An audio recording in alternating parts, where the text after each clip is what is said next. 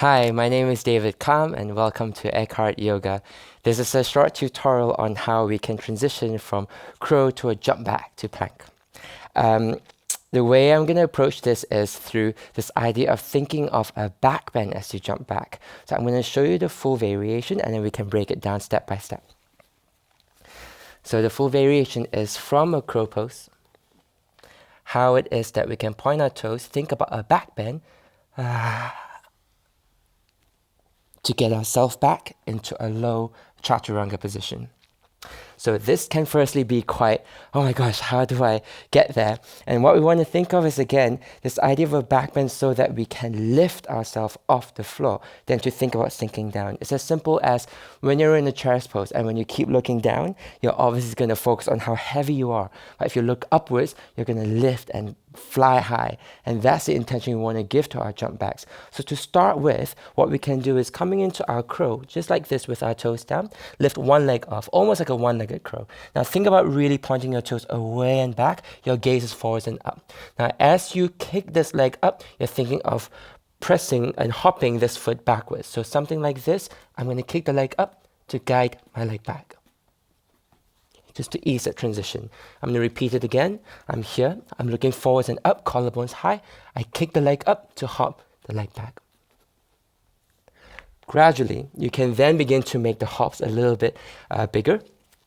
So from here, one leg off, I kick my leg up, maybe half. So that one day, you can maybe play with a whole jump back. So really it's an up dog kind of feeling.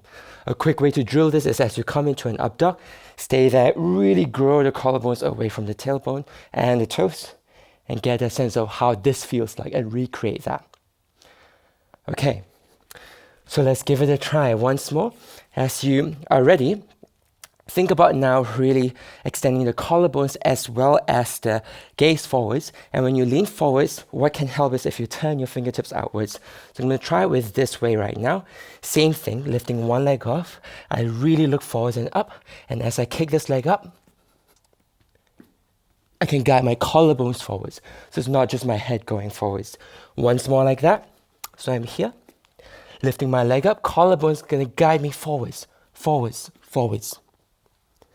And one day when you feel like you can do both legs on either side quite strongly, you can then try both legs at the same time. So I'm going to do it again. You're on a crow pose. You're thinking of a deep back bend. I have my fingers slightly turned out to make it easier. My collarbones are going forwards.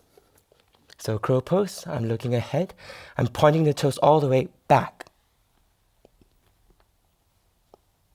into a low plank.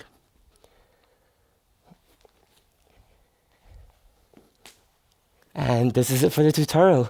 Good luck trying it. Have a good time, and thanks for joining me in Eckhart Yoga. Thank you.